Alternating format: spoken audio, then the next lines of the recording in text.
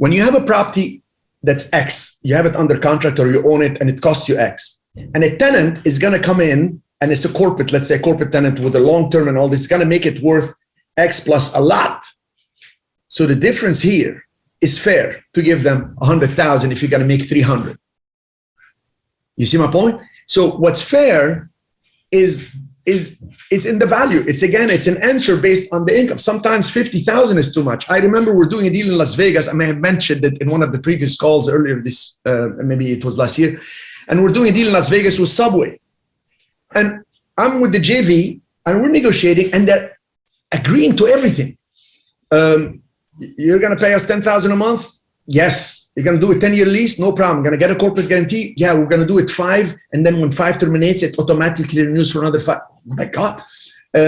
You're going to install this? Yes. Yeah, we're going to install the thing outside and all this. So what's left here to discuss before we whip out the LOI? They said, we're just going to visit the space once and ask you for a little TI. I said, okay. And I'm thinking this property is going to go from like $1 million to $1.7 million in no time. Well, they came back and asked for $300,000 in TI. So obviously they said yes. They didn't care because it's a franchisee. By the way, Subway gives sometimes the corporate guarantee to the franchisee, which is fine with me. I don't care. Franchisee defaults, I go after the corporate office, which is beautiful because they kick them out. They get another franchisee. When they like the location, they want to stay. But for me, it was 300,000. And yeah, the property goes up to $1 million. But then remember, I have to pay the student on the 60,000 assignment fee. And if I flip the property, I'm going to pay another commission of about 80,000. At the end of the day, I'm taking so much risk and waiting 6 months for things to kick in so we can make 100K. Too much risk for the deal. And the numbers didn't make sense. So that TI was too high. In general, if you're going to pay 1/3 of an increase of 2/3, that's awesome. If they're going to sign something so long and it's a strong corporate guarantee, I may go a little bit more. And I may negotiate and say, you put so much, I will drop your lease this way, or I'll put all the money, but let me get a credit line, etc. It's very negotiable. And if it's a good tenant, do it. When you're working with tenants, you have to really listen what they're trying to accomplish.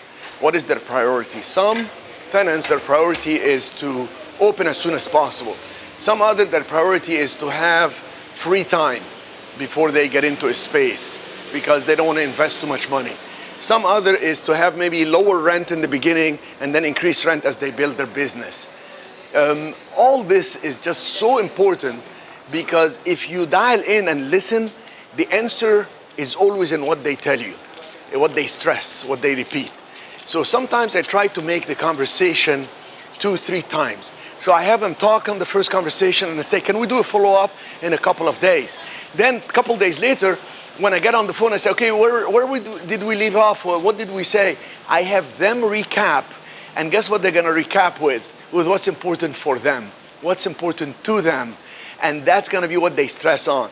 And if I am taking copious notes, very good notes of the first conversation, and good notes on the second one, I'm going to be able to see the consistencies, what's important for them, and I'm going to be able to negotiate because once you know what's important for them, and that can go for any negotiation, you're able to work with them and have them maybe give you something that's important for you.